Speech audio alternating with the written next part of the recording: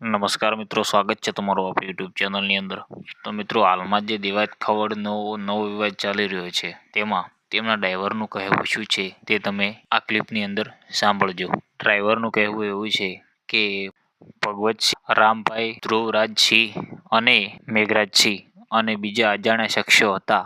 તેમણે દેવાયત ખવડના ડ્રાઈવરને ધમકીઓ આપી અને પછી ડ્રાઈવર ત્યાંથી નીકળ્યો ત્યારે થોડીવાર પછી રસ્તામાં બ્લેક થાર અને ઇનોવાએ તેનો પીછો કર્યો અને તેમાં ધ્રુવરાજસિંહ અને મેઘરાજસિંહ એ બંને થારમાંથી ઉતર્યા અને ઇનોવા ગાડીમાં ડ્રાઈવરનું કહેવું છે કે રામભાઈ અને બીજા અજાણ્યા શખ્સો હતા તે ઉતર્યા. પાણીની એલ્યુમિનિયમ વાળી બોટલથી તે ગાડીના કાચ ઉપર ઘા કરી અને ગાડીનો કાચ ફોડી નાખ્યો. એટલે ડ્રાઈવર ગભરાઈને ગાડી ત્યાં જ છોડીને ભાગી ગયો.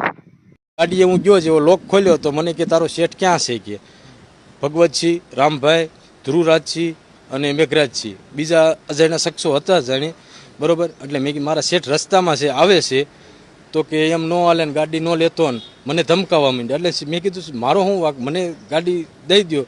તો કે કાંઈ વાંધો નહીં, બીજા હતા જાણે એને કીધું ગાડી દઈ દો. ગાડી જેવી મને દીધી એવી હું લઈને બહાર આવ્યો. મારા શેઠને જાણ કરી કે આ રીતે બનાવ બન્યો છે. મને કે કાંઈ વાંધો નહીં, તું દીધી હોય તો લઈને નીકળ. હું રસ્તામાં નીકળ્યો તો આ મને બ્લેક થાર અને ઇનોવા, એમાં ધ્રુવરાજસિંહ, મેઘરાજસિંહ એ થારમાંથી ઉતર્યા અને ઇનોવા ગાડી હતી એમાં રામભાઈ